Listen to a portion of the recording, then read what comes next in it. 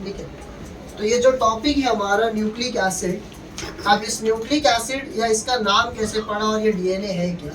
तो सबसे पहले अगर हम किसी एक सेल को देखें, अगर ये एक सेल है और इस सेल का ये न्यूक्लियस है, न्यूक्लियस के अंदर जो मटेरियल पाया जा रहा है, न्यूक्लियस के अंदर जो मटेरियल पाया जा रहा है, सबसे पहला नाम जिसने रखा उसका नाम है फ्रेडरिक मिशर।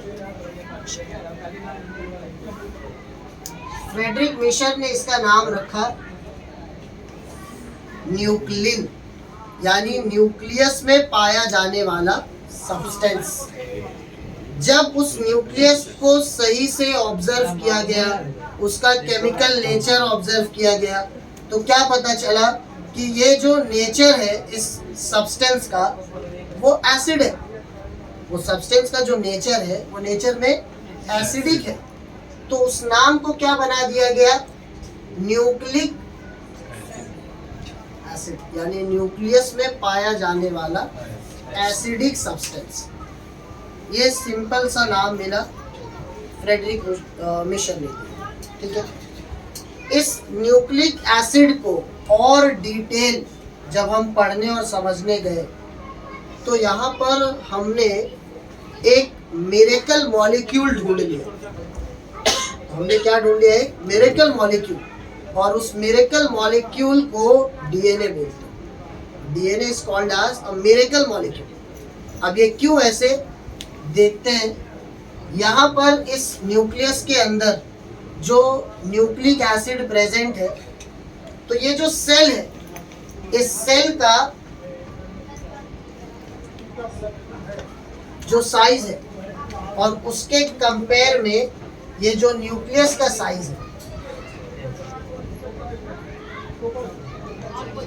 जो न्यूक्लियस का साइज है, तो cell of size is 10⁻⁻⁶ metre. और उसके न्यूक्लियस, यानी अगर हमें सेल को देखने के लिए माइक्रोस्कोप चाहिए तो उसके न्यूक्लियस को देखने के लिए अल्ट्रा माइक्रोस्कोप चाहिए, ठीक है।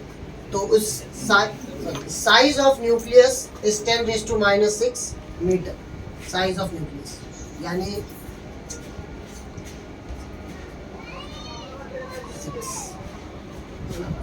1:10, 100, 1000, 10,000, लाख, 10 लाख, 1:10 लाख का रेशियो।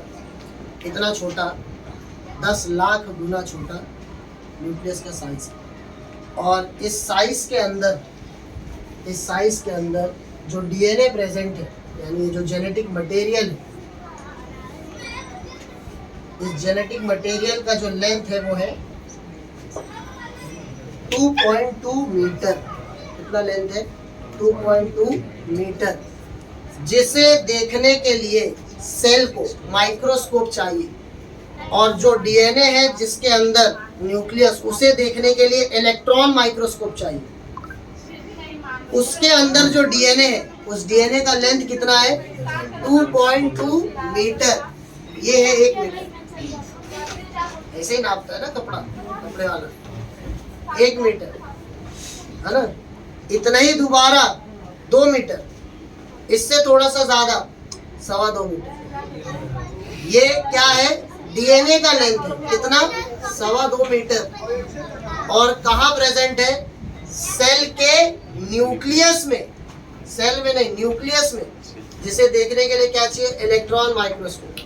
अब सबसे बड़ा क्वेश्चन ये आता है कि इसने इस इतनी सी जगह में खुद को रखा कैसे, ये गया कैसे उसमें, है ना। इसे ही हम बोलते हैं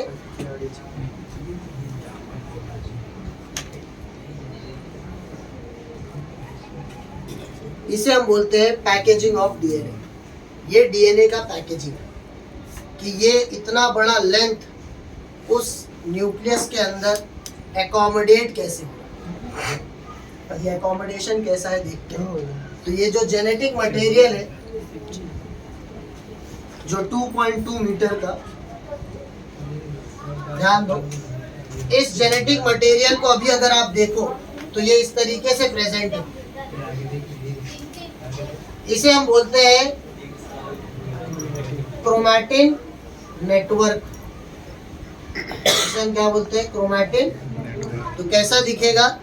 एक बाउल जिसमें नूडल्स भरा हुआ है ना, तो एक बाउल है जिसमें नूडल्स पूरा भरा हुआ, उलझा हुआ।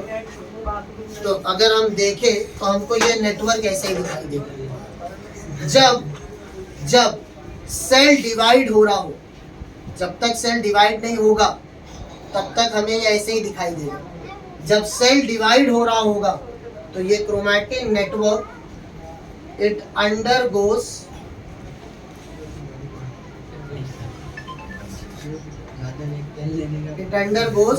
कंडेंसेशन, और कंडेंसेशन जाने के बाद ये एक कॉम्पैक्ट स्ट्रक्चर बनते हैं जिन्हें हम बोलते हैं क्रोमोसोम। जिसे हम क्या बोलते हैं? क्रोमोसोम। ये है सेंट्रोमियर, जहाँ पर ये जो एक एक स्ट्रक्चर है इसे हम बोलते हैं क्रोमैटिड। इसे हम बोलते हैं क्रोमैटिड। तो ये एक पेयर यानी एक सिस्टर क्रोमैटिड, ये दूसरा पेयर यानी दूसरा सिस्टर क्रोमैटिड, और ये दोनों कहाँ कनेक्टेड है? इस सेंट्रोमियर पर। ठीक है, इस स्ट्रक्चर को हम क्या बोलते हैं? क्रोमोसोम। ठीक है, तो ये जेनेटिक मटेरियल जो नेटवर्क में था ये कैसा दिख रहा है?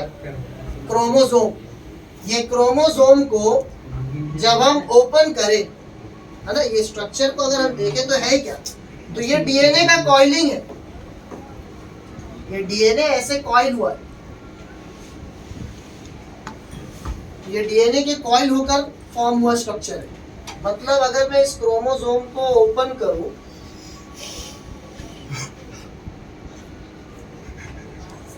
है ना, तो जब मैं इस क्रोमोसोम को अनवाइंड करूं तो जाकर मुझे क्या दिखाई दे रहा है? वो स्ट्रैंड जो उस स्ट्रक्चर में कॉइल होकर बना हो। तो ये जो कॉम्पैक्ट पैकिंग है क्रोमोसोम का, वो इसी डीएनए का कॉइलिंग है, वो इसी डीएनए का कॉइलिंग है। अब ये वो डीएनए है जो कॉइल होकर क्रोमोसोम बनाया है, जो कॉइल होकर क्रोमोसोम बनाया है। अब अगर हम बात करते हैं कि कॉइल होकर, तो अगर कोई चीज को बांधा गया है, रैप किया गया है, तो किसी के अराउंड बांधा जाएगा ना, किसी पर बांधा जाएगा। हवा में कैसे बंध जाएगा? कोई स्ट्रक्चर हवा में घुमाने से बंधेगा नहीं, कोई होगा जिससे उसे बांधा जाए। अब ये स्ट्रक्चर जिससे उसे रैप किया गया या कॉइल किया गया है, वो स्ट्रक्चर उस न्यूक्लियस के अंदर प्रेजेंट कुछ प्रोटीन्स है, और उन प्रोटीन्स को हम बोलते हैं हिस्टोन प्रोटीन्स। उन प्रोटीन्स को हम बोलते हैं हिस्टोन प्रोटीन्स। ये हिस्टोन प्रोटीन्स 1, 2, 3, 4, ध्यान दो, 4, 5, 6, 7, 8। तो कितने हिस्टोन प्रोटीन्स हैं? 8। तो histone protein is an octamer made up of 8 molecules. इस 8 मॉलिक्यूल में एक है H2A, एक है H2B, एक है H3 और एक है H4। तो ऐसे ही H2A के 2, H2B के 2, H3 के 2 और H4 के 2, यानी टोटल 8 मॉलिक्यूल। तो एन ऑक्टामर यानी मेड अप ऑफ 8 मॉलिक्यूल्स, जिसमें H2A, H2B, H3 और H4 के 2। ठीक है, अब दूसरी चीज, ये जो हिस्टोन प्रोटीन्स है, histone proteins, it is made up of positively charged amino acid। तो ये प्रोटीन किससे बना है? पॉजिटिवली चार्ज अमीनो एसिड, जिसका नाम है अर्जिनाइन और लाइसिन। ये 2 अमीनो एसिड है जिनके चार्ज प्लस है, पॉजिटिव है, ये इनसे बना हुआ है। ठीक है, अब ये क्यों जरूरी है आगे देखते। तो डीएनए इसी हिस्टोन प्रोटीन से कॉइल किया गया है, रैप किया हुआ है। तो इसी पर ये, ठीक है।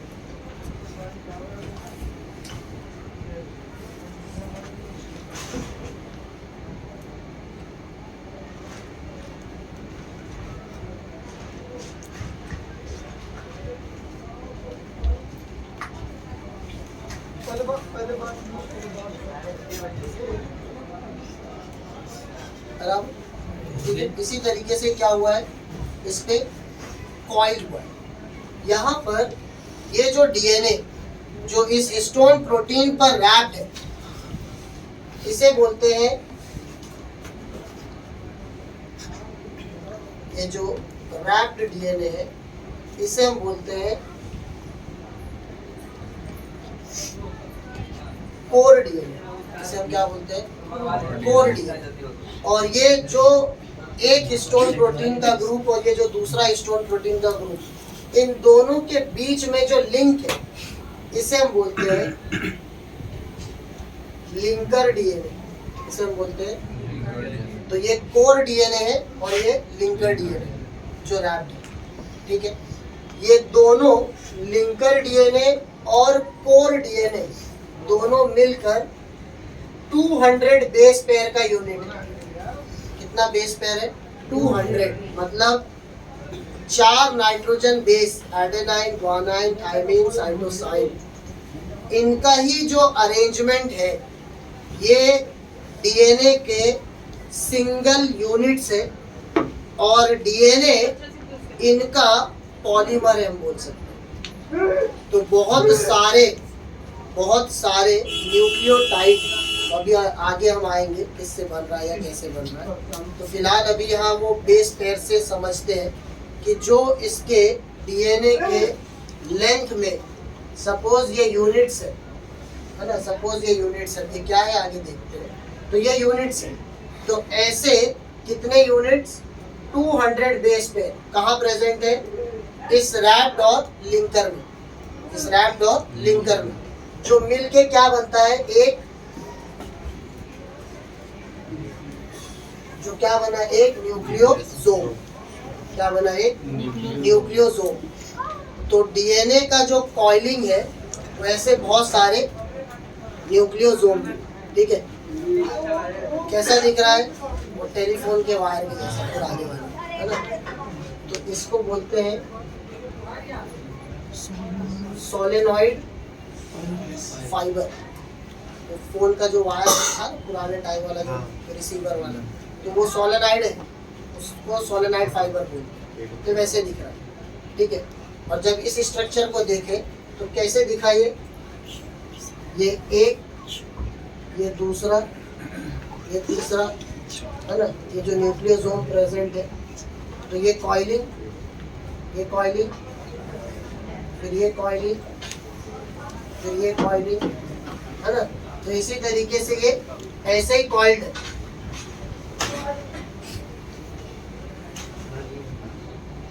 है ना, ये इसी तरीके से ऐसे कॉइल्ड है। तो इसे क्या बोलते हैं हम लोग, बीड्स ऑन, यानी जैसे कोई एक माला जो मोती की बनी हो, तो वो एक एक न्यूक्लियोसोम ऐसे दिखाई देता है जब हम देखेंगे। तो इस न्यूक्लियोसोम में 200 बेस पेयर है, जिसमें से जो रैप किया हुआ है, जो रैप किया हुआ है उसमें प्रेजेंट है 146 बेस पेयर, उसमें प्रेजेंट है। और जो दोनों के बीच में लिंक है उसमें प्रेजेंट है 54 बेस पेयर। तो इस तरीके से टोटल कितने बने, 200 बेस पेयर। तो अगर कोई ऐसे एंट्रेंस लेवल पर कभी कुछ क्वेश्चन आ गया कि 4 न्यूक्लियोसोम है तो कितने बेस पेयर होंगे, तो 4 न्यूक्लियोसोम है मतलब 200 × 4। अगर उसने बोला खाली 4 न्यूक्लियोसोम के कोर डीएनए बताओ तो 146 × 4। अगर उसने बोला खाली लिंकर डीएनए बताओ तो 54 × 4। तो अगर उसने 4 न्यूक्लियोसोम पूछा तो 200 × और अगर उसने पूछा सिर्फ कोर डीएनए बताओ तो 146 × और अगर उसने बोला कि सिर्फ लिंकर बताओ तो 54 × ठीक है। तो ये इस तरीके से डीएनए कॉइल्ड है और कॉइल किसके अराउंड है, हिस्टोन प्रोटीन के। अब हिस्टोन किससे बना है? Positively charge amino acid. और डीएनए का जो खुद का चार्ज है वो कैसा है? DNA is negatively charge molecule. अब डीएनए नेगेटिवली चार्ज क्यों है, इसके जब हम बेसिक स्ट्रक्चर में अभी आएंगे तब मैं वहां बताता हूँ। तो ये पॉजिटिव है और डीएनए नेचर में कैसा है, इसीलिए आसानी से वो उसके ऊपर रैप हो जा रहा है। तो दोनों को कंपैटिबल होना चाहिए। तो पॉजिटिवली चार्ज अमीनो एसिड पर नेगेटिवली चार्ज डीएनए आसानी से क्या हो गया? रैप हो गया। ठीक है। ये जो पैकिंग है, ध्यान दो, ये जो पैकिंग है, ये पैकिंग और ज्यादा कॉम्प्लेक्स है।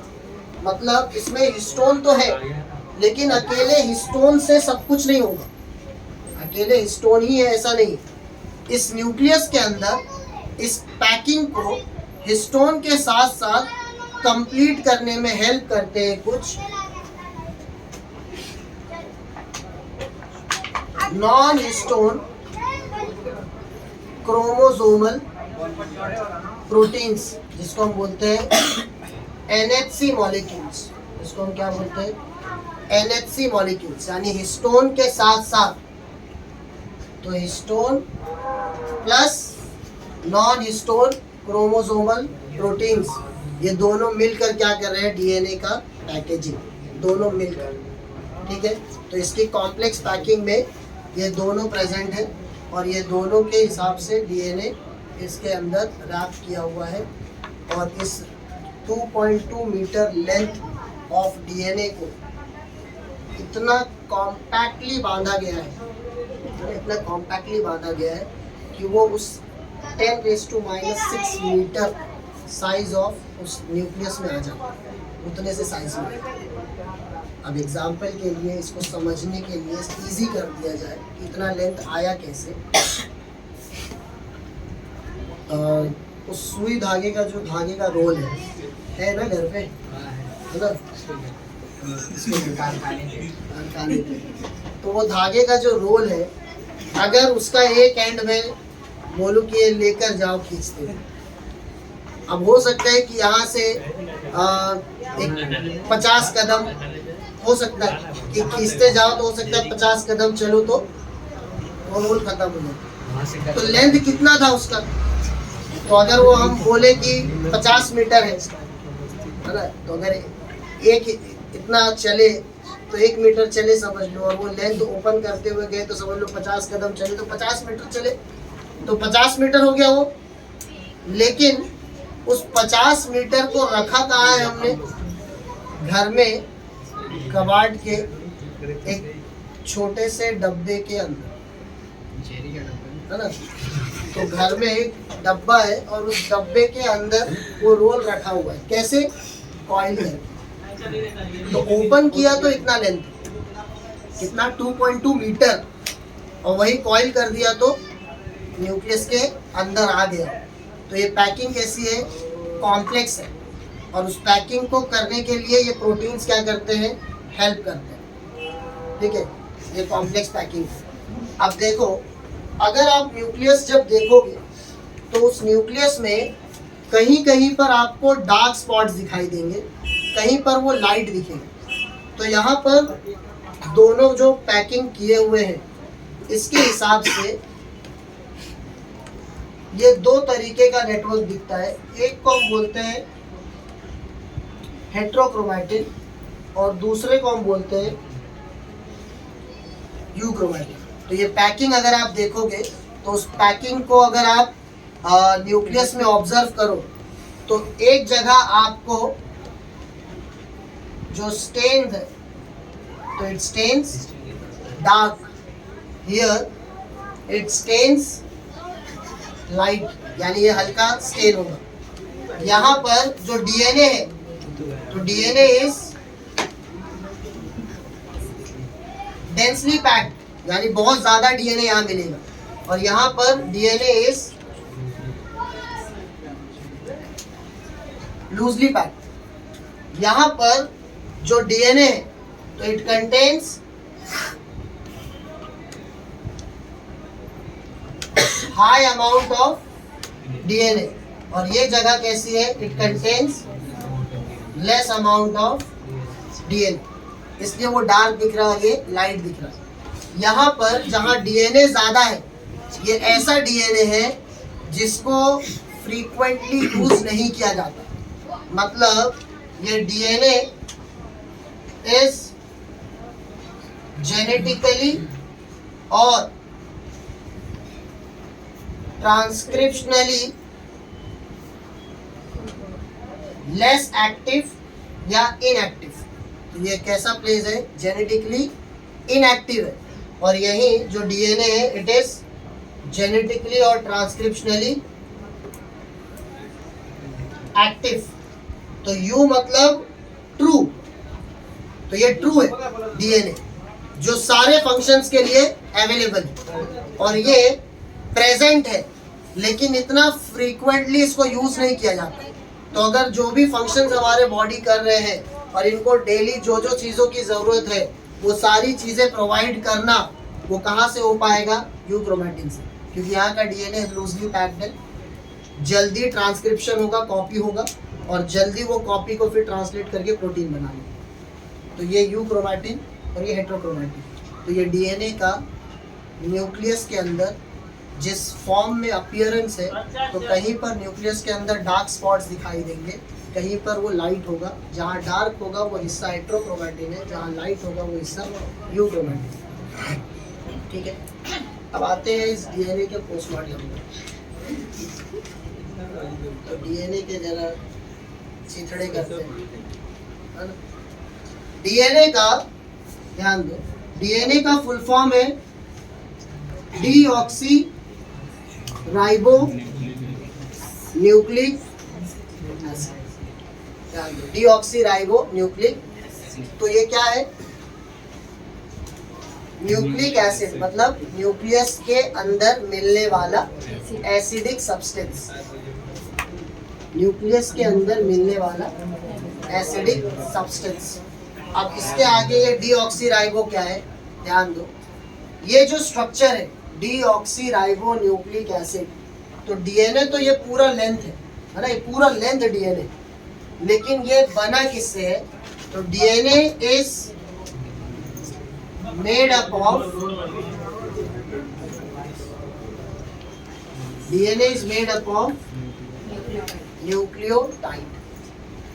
तो एक यूनिट डीएनए का न्यूक्लियोटाइड है, और ऐसे ही चेन ऑफ न्यूक्लियोटाइड से ये डीएनए बना। ठीक है, अब देखो ये न्यूक्लियोटाइड क्या है, न्यूक्लियोटाइड क्या है, न्यूक्लियोटाइड बना है 3 सब्सटेंस से। It is made up of 3 components. 1 is a sugar, इस शुगर का नाम है राइबोस, इस शुगर का नाम है राइबोस। राइबोस शुगर एक पेंटोज शुगर है, पेंटोज मतलब जिसको 5 कार्बन है, जिसको 5 कार्बन है, C5H10O5। इसके साथ में शुगर के साथ प्रेजेंट है एक नाइट्रोजन बेस। तो क्या प्रेजेंट है, एक स्ट्रक्चर जिसके अंदर नाइट्रोजन है, तो उसे हम बोलते हैं नाइट्रोजन बेस। ये नाइट्रोजन बेस 2 टाइप है, ध्यान दो, ये नाइट्रोजन बेस 2 टाइप है, एक को बोलते हैं प्यूरीन और एक को बोलते हैं पिरिमिडीन। एक को बोलते हैं प्यूरीन, एक को बोलते हैं पिरिमिडीन। प्यूरीन और पिरिमिडीन में क्या फर्क है, प्यूरीन्स आर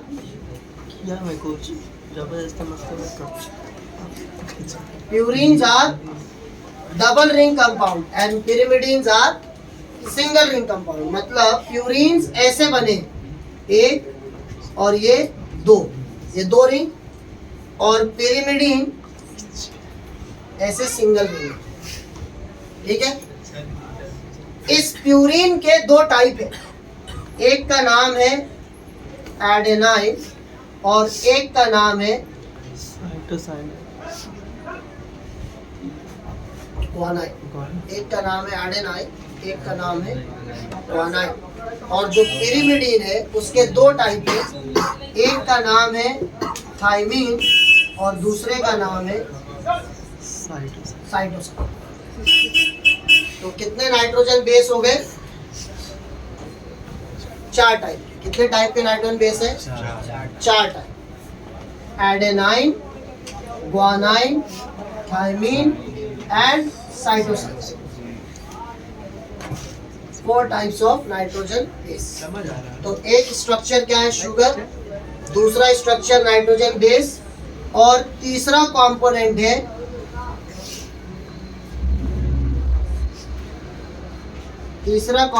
है फॉस्फेट ग्रुप। क्या है? Phosphate group. फॉस्फरस एलिमेंट नहीं, फॉस्फेट ग्रुप। कौन सा ग्रुप फॉस्फेट का? फॉस्फरिक एसिड, यानी H3PO4। क्या है? Phosphoric acid. इसलिए न्यूक्लिक एसिड क्यों, बेस क्यों नहीं? न्यूक्लिक एसिड क्यों, बेस क्यों नहीं? न्यूक्लिक एसिड इसलिए क्योंकि उसका नेचर एसिड है। उसका नेचर क्यों एसिड है? क्योंकि उसको बनाने वाले जो स्ट्रक्चर है, उसमें जो स्ट्रक्चर प्रेजेंट है वो, तो इसी के वजह से उसका नेचर। तो किससे बना है वो? न्यूक्लियोटाइड से। डीएनए किससे बना है? न्यूक्लियोटाइड से। न्यूक्लियोटाइड किससे बना है? Sugar, nitrogen base, phosphate group. Sugar का नाम क्या है? राइबोस, यानी 5 कार्बन। लेकिन ये जो शुगर है राइबोस 5 कार्बन वाला, इसमें एक ऑक्सीजन कम है, एक ऑक्सीजन। इसलिए उस राइबोस का नाम क्या है? इसलिए उस स्ट्रक्चर का नाम क्या हो गया?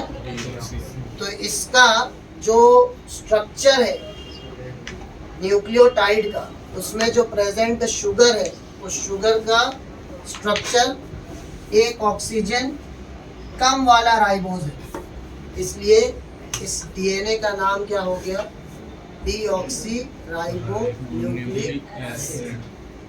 Deoxy ribo nucleic acid. तो डीऑक्सी क्यों? राइबोस में एक ऑक्सीजन कम। एसिड क्यों? क्योंकि फॉस्फरिक एसिड है। और नाइट्रोजन बेसेस जो प्रेजेंट है वो स्ट्रक्चर है। अब यहाँ पर इस sugar, nitrogen base, phosphate group एक न्यूक्लियोटाइड, ठीक है, एक न्यूक्लियोटाइड।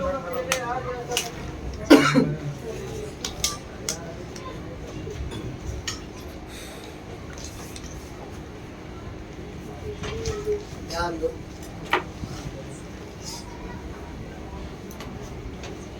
जो इसका हमने एक पोस्टमार्टम किया है, तो ये जो एक यूनिट है, ध्यान दो, ये एक शुगर 1 2 3 4 और 5, ये 5th कार्बन, ये फर्स्ट, ये सेकंड, ये थर्ड, ये फोर्थ, ये ऑक्सीजन, ठीक है। ये राइबोस शुगर, क्या है? Ribose sugar. यहाँ प्रेजेंट है नाइट्रोजन बेस। क्या प्रेजेंट है? कौन से?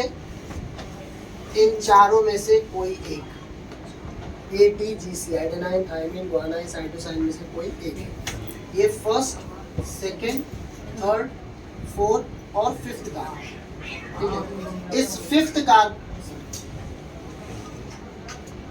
ये 5th कार्बन, ठीक है। इस 5th कार्बन पर प्रेजेंट है फॉस्फेट ग्रुप। क्या प्रेजेंट है? Phosphate group.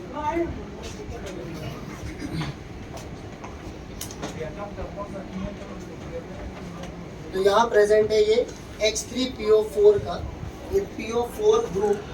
इस PO4 ग्रुप में जो नेगेटिव चार्ज है वो किसके पास है? इस फॉस्फेट के पास। तो नेगेटिव चार्ज किसके पास है? इस फॉस्फेट के पास।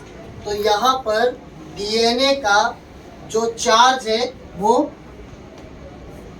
नेगेटिव है, किसके वजह से? और हिस्टोन क्या है चार्ज में?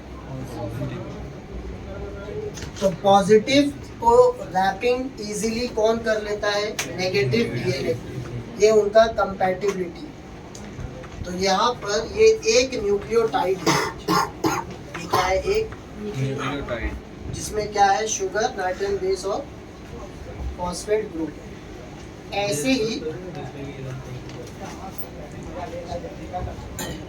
ही पूरा चेन है न्यूक्लियोटाइड का, ऐसे ही पूरा चेन है न्यूक्लियोटाइड का। डीएनए इज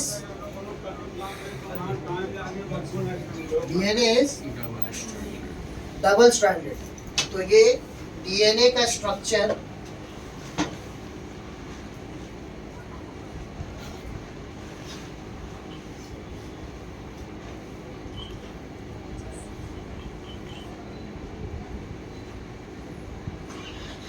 ये जो डीएनए का स्ट्रक्चर है ये डबल स्ट्रैंडेड, दो स्ट्रैंड। इस दो स्ट्रैंड में अगर आप कभी भी उसको देखे होंगे किसी इमेज में, मूवी में, कार्टून में, तो उसमें ऐसे ये दिखाई देते कलरफुल बैंड, तो ऐसे कलरफुल लाइन दिखाई देती, ठीक है। अब ये क्यों ऐसे दिखाई देता है? क्योंकि ये दोनों एक दूसरे से कनेक्टेड है, एक दूसरे से कनेक्टेड है। यहाँ पर इस स्ट्रक्चर को बोलते हैं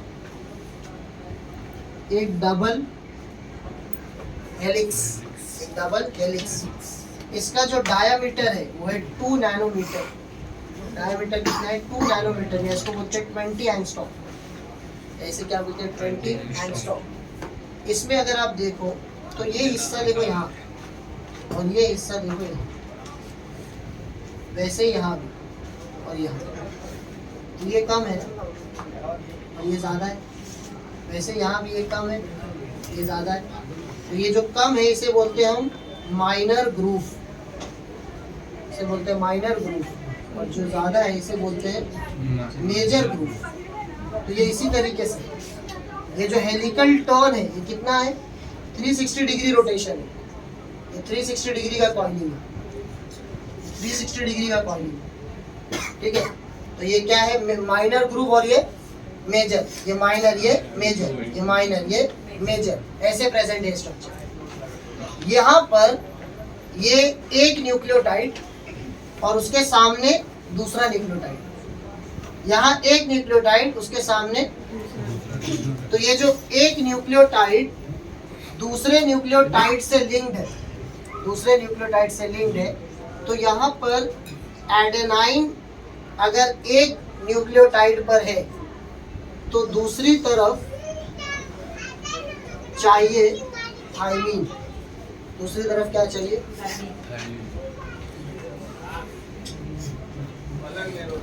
दूसरी तरफ क्या चाहिए? थाइमीन। या फिर अगर यहाँ ग्वानाइन हुआ तो यहाँ क्या होगा? साइटोसाइन। यानी एडेनाइन हमेशा किससे पेयर करेगा? थाइमीन से। और ग्वानाइन किससे पेयर करेगा? साइटोसाइन। एडेनाइन थाइमीन से पेयर करने के लिए 2 हाइड्रोजन बॉन्ड बनाता है। क्या बनाता है? 2 हाइड्रोजन बॉन्ड। और ग्वानाइन साइटोसाइन से बॉन्ड बनाने के लिए 3 हाइड्रोजन बॉन्ड बनाता है। तो एडेनाइन और थाइमीन के बीच में 2 हाइड्रोजन बॉन्ड है, और ग्वानाइन और साइटोसाइन के बीच में 3 हाइड्रोजन बॉन्ड है। तो अगर एडेनाइन थाइमीन और ग्वानाइन साइटोसाइन इन दोनों में से कोई एक बॉन्ड को तोड़ना है तो किसे तोड़ने में ज्यादा एनर्जी लगेगी? जो ट्रिपल है, जिसमें बॉन्ड ज्यादा होगा, हाइड्रोजन बॉन्ड है। जब नंबर ऑफ बॉन्ड बढ़ रहा है तो उसको तोड़ने के लिए एनर्जी ज्यादा लगेगी। तो ग्वानाइन साइटोसाइन 3 बॉन्ड है, तो तोड़ने के लिए 2 से ज्यादा एनर्जी लगेगी। तो अगर कोई स्ट्रक्चर दिया है और उसमें ये बोला गया कि इसमें इतने एडेनाइन थाइमीन और इतने ग्वानाइन साइटोसाइन, तो अगर ग्वानाइन साइटोसाइन का काउंट ज्यादा है तो ऑब्वियस है कि वो वाले स्ट्रक्चर को ब्रेक करने के लिए एनर्जी ज्यादा लगेगी। तो एडेनाइन थाइमीन ग्वानाइन साइटोसाइन के बीच में कौन सा बॉन्ड है? Hydrogen bond. मतलब डीएनए अगर ये बॉन्ड में देख रहा हूं तो ये कौन सा बॉन्ड है इनके बीच में? Hydrogen bond. This is hydrogen bond. अब देखो ये न्यूक्लियोटाइड इस न्यूक्लियोटाइड से कनेक्टेड है, ये न्यूक्लियोटाइड से, यानी ये एक दूसरे के साथ ये नीचे कनेक्टेड है। अब यहाँ पर ये एक न्यूक्लियोटाइड, ये एक न्यूक्लियोटाइड ऊपर दूसरे फॉस्फेट ग्रुप से, ध्यान दो ध्यान दो, अब ये एक न्यूक्लियोटाइड दूसरे न्यूक्लियोटाइड से ऊपर जो कनेक्टेड है, तो ये क्या है 1, ये 2 और ये 3, ये 4 और ये बराबर। तो 1 पे क्या है नाइट्रोजन, 5 पे क्या है फॉस्फेट। ये जो दोनों न्यूक्लियोटाइड है, ये जो दोनों न्यूक्लियोटाइड है, इनके बीच में जो बॉन्ड है इसे बोलते हैं फॉस्फो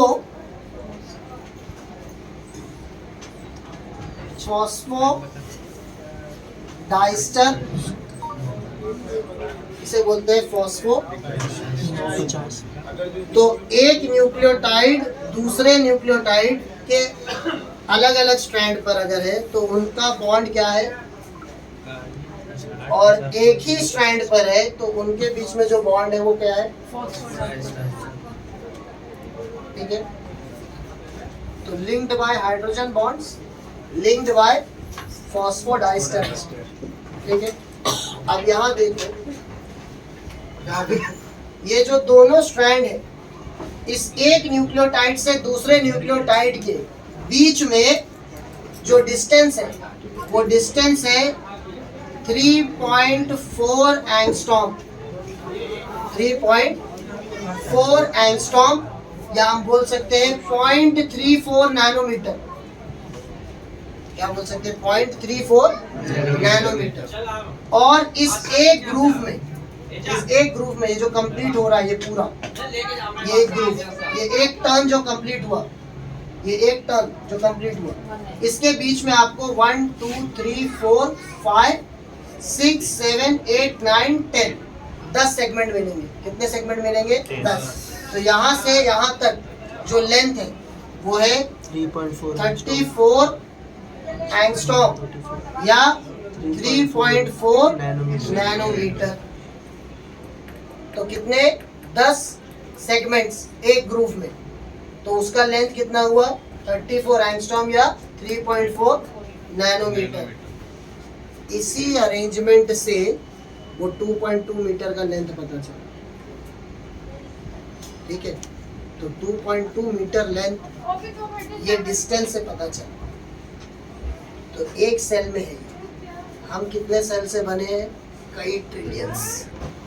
तो क्या बोला जाता है कि हमारे सेल का जो डीएनए है, उसके जितने सेल्स हैं सारे डीएनए को निकाला जाए और उस सारे सेल के डीएनए को अगर अरेंज किया जाए एक लाइन में, तो उसका जो लेंथ है यहाँ से अर्थ से मून और मून से वापस, खाली जाने तक नहीं वापस आना, ये दोनों डिस्टेंस, ये हमारे बॉडी में डीएनए है जो इतने लेंथ तक जाएगा,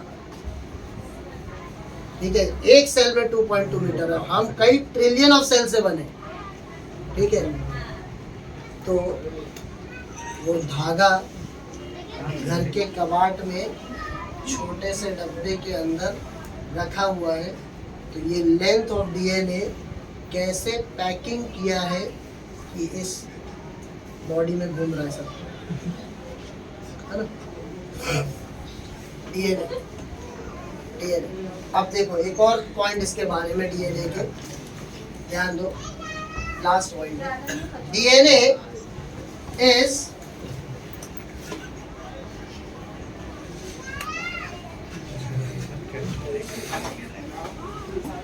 तो ये स्ट्रैंड कैसा है? Anti parallel to each other. कैसा है? Anti parallel to each other. मतलब एक स्ट्रैंड डीएनए का अगर ऊपर की तरफ तो दूसरा नीचे की तरफ, मतलब दोनों एक डायरेक्शन में नहीं है, दोनों अपोजिट डायरेक्शन में। तो यहाँ देखो मैंने कैसे सुना के ऐसा बना सकता था। तो मेरा यहाँ इसे ड्रॉ करने का मतलब क्या है कि ये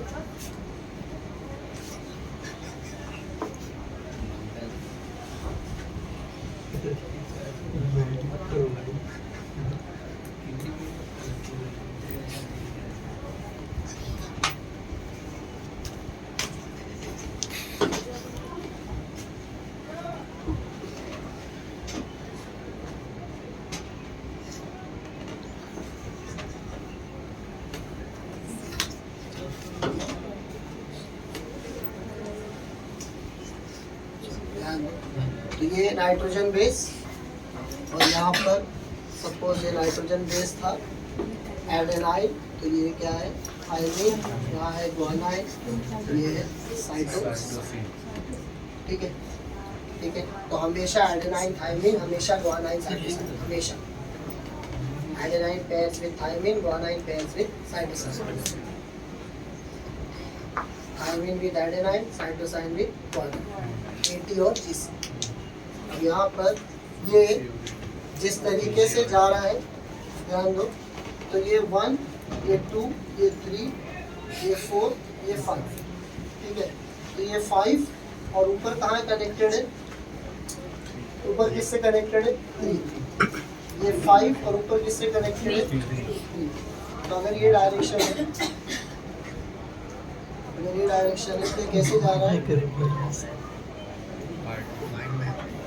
फाइव डैश टू। तो अगर मैं इसको लिखूँ 5, यहाँ लिखूँ ये 5 से 3 पे जा रहा है। ये दूसरे को देखो 1, 2, 3, 4, 5, 1, 2, 3, आप मत करो, हो गया 4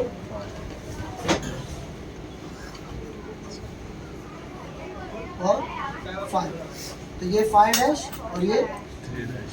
तो ये कैसे आ रहा है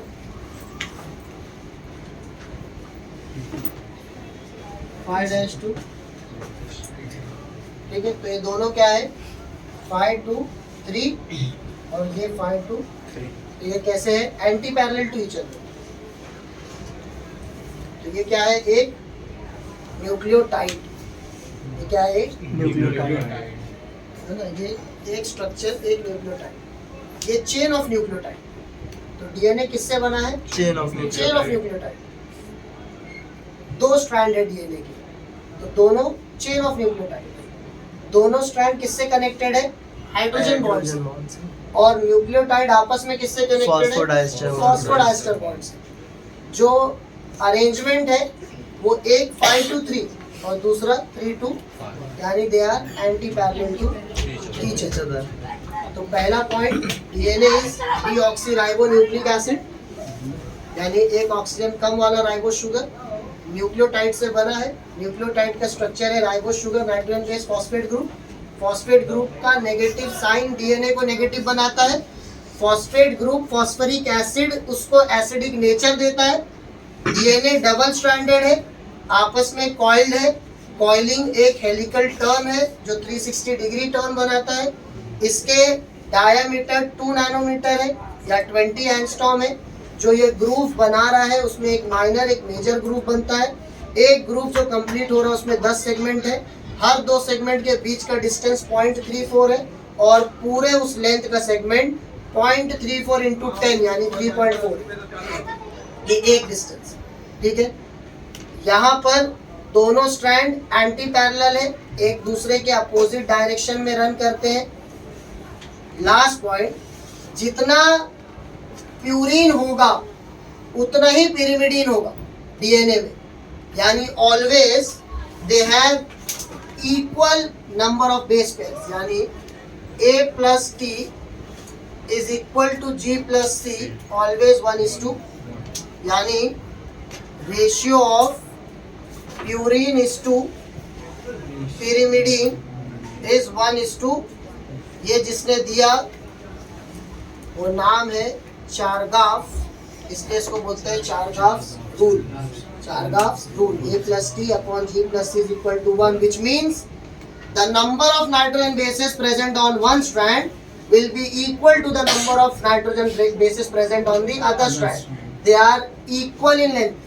जितना यहाँ प्यूरिन्स मिलेगा उतना ही दूसरी तरफ पिरिमिडीन मिलेगा। ऐसा नहीं होगा कि कोई एक वहाँ ज्यादा या एक यहाँ कम हो जाए, दोनों हमेशा क्या होंगे इक्वल अमाउंट में प्रेजेंट होंगे। तो पहला point, DNA is deoxyribonucleic acid made up of nucleotides, it is double stranded. उसके बाद में इट इज डबल हेलिक्स, ये उसका स्ट्रक्चर। उसके बाद में ये डबल हेलिक्स का strand anti parallel to each other,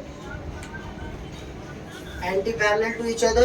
और उसके बाद में ये उसका चारगाफ रूल, यानी दे हैव इक्वल रेशियोज। ठीक है, तो ये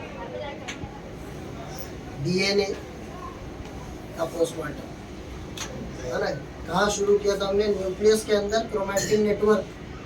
क्रोमैटिन नेटवर्क को हमने क्या किया, जब कंडेंसेशन किया तो क्रोमोसोम को जब खोला तो डीएनए देखा किससे बना या किस पर बंधा, तो किस पे बंधा? हिस्टोन पर।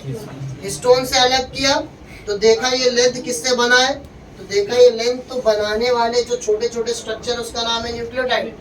अब इस न्यूक्लियोटाइड में क्या प्रेजेंट है? Sugar nitrogen base phosphate group, sugar deoxyribose है, तो उसका नाम रख दिया। नाइट्रोजन बेस 4 टाइप मिले, एडेनाइन, थाइमिन, ग्वानाइन, साइटोसाइन। तीसरा कंपोनेंट जो मिला फॉस्फेट ग्रुप और फॉस्फोरिक एसिड मिला जो नेगेटिव है। तो इस तरीके से डीएनए का नेचर पता चल गया, डीएनए का बिहेवियर पता चल गया कि वो एसिडिक नेचर में है, उसका नेगेटिव चार्ज है ना। तो ये उसके स्ट्रक्चर के बारे में पता चल गया। तो इस तरीके से हम उस बेसिक यूनिट पर पहुंच गए जिससे वो बना, और इसी का एक एक न्यूक्लियोटाइड, इसी अरेंजमेंट को डीएनए बोलते हैं। तो जो मैंने बोला कि 200 बेस पेयर, 200 बेस पेयर एक न्यूक्लियोसोम, तो मतलब ऐसे 200, है ना। तो एक एडेनाइन या एक थाइमिन, मतलब ये एक बेस पेयर, दूसरा बेस पेयर, कितने बेस पेयर? 200 base pair. तो 200 में 146 रैपिंग में गए और 54 लिंकिंग में गए। तो ये बेस पेयर से, जो इन बेस पेयर की हम बात कर रहे हैं। Always adenine pair with thymine by 2 hydrogen bond, always guanine pairs with cytosine by 3 hydrogen.